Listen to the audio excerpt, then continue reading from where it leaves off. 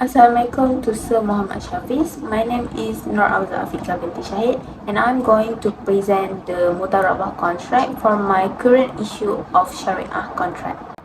So this slide include introduction, modus operandi of Mudarabah contract, current issue, article-based discussion, and also conclusion and opinion.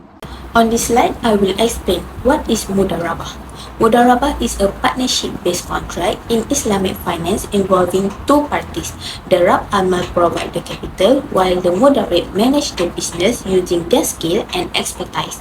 Profit are shared between both parties based on a pre-agreed ratio and depend on the actual performance of the business. So there is no guaranteed return. If a loss occurs, the financial loss is borne by the Rab Amal as long as the Mudarib act in good faith.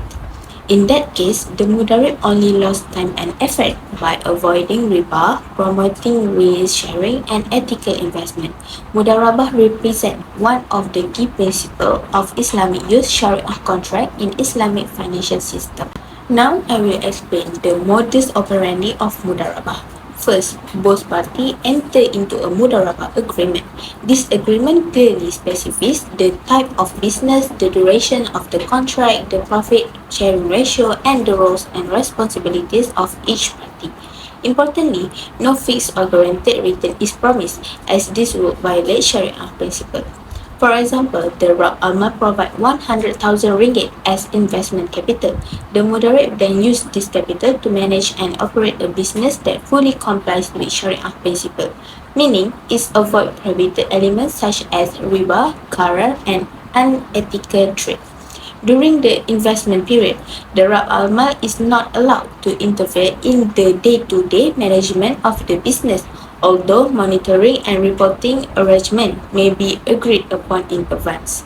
At the end of the business period, if the venture generates a profit of 40,000 ringgit and the agreed profit sharing ratio is 70 to 30, then 28,000 ringgit is allocated to the Mudarib, while 20,000 ringgit is given to the Rab Almal. However, if the business incur a loss, the financial loss is borne entirely by the Rab Amal. For instance, the capital may be reduced from 100,000 ringgit to 80,000 ringgit, provided that the Mudarib did not act negligently or breach the contract. The Mudarib loss is limited to the time, effort, and expertise invested. They clearly reflect the principle of fairness, risk sharing, and the real economic linkage in Islamic finance. Next, I will discuss the current issue in Mudarabah contracts such as Shariah compliance, market practice, and also finance digital or fintech challenges. Firstly, Shariah compliance is one of the main challenges in Mudarabah. Profit must be shared based on a pre-agreed ratio, while any financial loss is borne by the Rab Almal, unless the Mudarib is proven to be negligent or in breach of contract. One key debate among scholars is the level of control that the Rab Amal can exercise. Too much oversight may restrict the Mudarib entrepreneur freedom, while too little monitoring may expose the investor capital to higher risk. In addition, proper documentation, transparent reporting, and effective audit are essential to ensure Sharia compliance. Business activity must also avoid prohibited elements such as riba, qarar, and unethical practice. In Malaysia, Bank Negara Malaysia Sharia Advisory Council provide guidance to be consistency and compliance in Mudarabah practice. Moving to market practice, due to competitive market pressure, Islamic financial institutions may introduce capital guarantees, fixed return, or hybrid contract to attract customers. However, this practice can weaken the true risk-sharing principle of Mudarabah. For example, regulators such as the Securities Commission Malaysia play an important role in ensuring that innovation does not compromise Sharia principle. Then, with the rise of digital finance and fintech, monitoring Mudarabah contract has become more complex. Online platform, automate system, and cross-border transaction make profit sharing, transparency, and audit more challenging.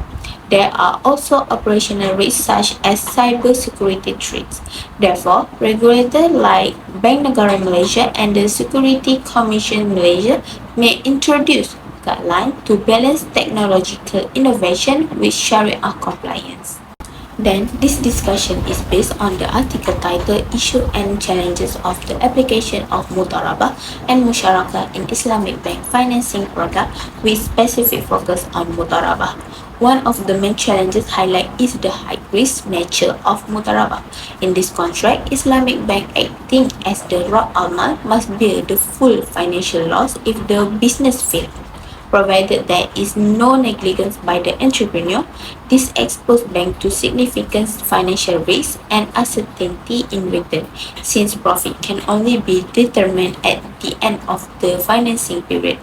As a result, banks tend to prefer low-risk, exchange-based contracts, which limit the use of profit and loss-sharing instruments. Another major issue is asymmetric information and moral hazard. Entrepreneurs usually post more information about business operations than banks, creating an information imbalance. This increases the risk of unethical behavior, such as underreporting profit and declaring losses to avoid profit sharing. Limited control over management further weaken monitoring, reducing trust and overall market efficiency. The article also emphasized monitoring and evaluation complexity. Mudarabah require extensive screening and continuous supervision, which increase operational costs. So, banks often restrict financing to established business, limiting financial inclusions for small and medium enterprises. In terms of capital protection, although Shariah principle prohibited capital guarantees, banks often require collateral to protect depositor funds. However, many entrepreneurs lack sufficient assets, making Mudarabah financing less accessible. From a regulatory perspective, Mudarabah is classified as a high-risk equity-based instrument under Basel and IFSB frameworks, requiring higher capital allocation. This reduces its attractiveness compared to debt-based contracts. Finally, low customer awareness and risk aversions further limit adoption as many customers prefer predictable returns, resulting in weak demands and low market penetrations of Mudarabah products. Lastly, to conclude, Mudarabah is an important Islamic finance contract that promotes profit sharing, risk sharing, and ethical investment. However, in practice, its application faces several challenges including Sharia compliance issue, market pressure, regulatory requirement, information asymmetry, and digital finance risks.